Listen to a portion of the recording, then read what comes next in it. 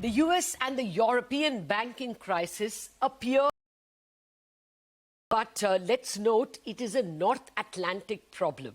They have been most stable, at least their banking systems have been. So what does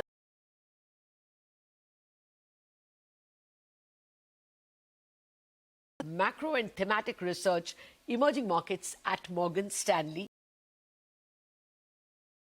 on emerging markets, wears many hats, but today we are going to ask her to look at emerging. Well, first up, am I right in saying that the banking crisis is settling down? Calamitous moments in 2023.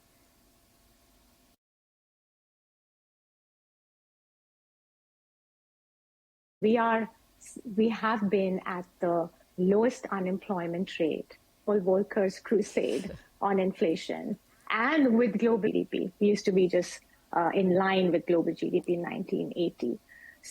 Earlier in Bitcoin, in profitless tech, and markets of stress going forward. But I think at this point, it looks like it's as some of the market participants are beginning to believe. The Fed's language seems to indicate that they're almost done and some kind of recovery by the end of the year.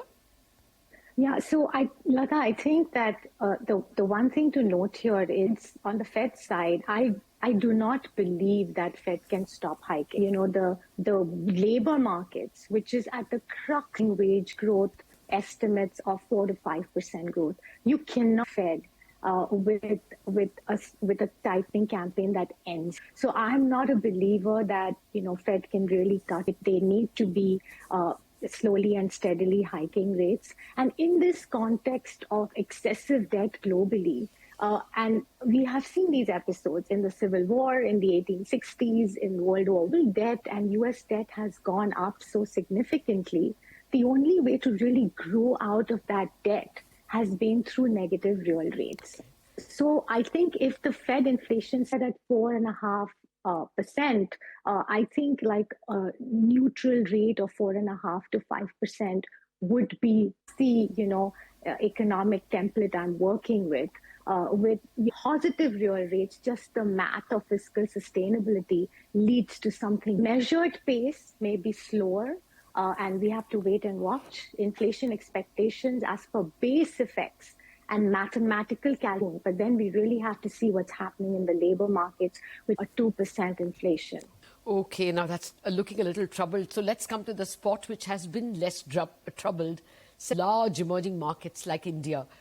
Do you see smart money returning? What market equities like India? So interestingly, just taking one step back, with emerging, the US has barely budged. The US market is flat. Emerging markets are down only 1% relative even to the US, are down only 3.5% versus US and European banks, which have been down anywhere between 15 to 16.5%. So overall, this makes me feel a large market asset class because it is showing signs. Now, emerging markets will not work in isolation of the US, right? The correlation and the betas exist. But even in 2000, when, the market in the US corrected in the 2000s, from 2000 to 2002, US, it took a while to really form a bottom, but emerging markets were really outperforming. And that was the time China had joined the WTO. We had the commodity tailwind. So I think we could pretty much be in such a situation even going forward. With respect to India, I think India is clearly, consolidating, settling from peak valuations, from the fact that, the Adani issues were weighing on the market, or even the return to the North Asian trade and the China opening up post-zero COVID. which typically, these two markets work in opposite directions, India versus China. So I think India is going through that like interim consolidation and therefore underperforming to some extent. But I think from a longer term perspective, India clearly, for all the reasons we've discussed and are well telegraphed, looks like a great story for this decade. Flows will come back when overall EM flows come back, and that may take a while. Given all the digestion that's taking place in the global markets, people are grappling with SVB, regional issues, 60-40 portfolios in the US. So I think to think beyond that will take some time. Oh, okay. So in a while, but the medium-term story is very good. Okay, I just wanted to know whether we benefit more from services exports. Services exports for India has done brilliantly well over the past 12 months. We are almost at a current account, not almost, we are at a current account surplus for Jan and Feb, and I would assume March as well. That's because of excellent service exports. Now, you are talking about how migrants will be important in 2023 as well in your themes, simply because the working age population is growing. So will that be a positive for India? Do we continue to see this theme of both remittances and exports?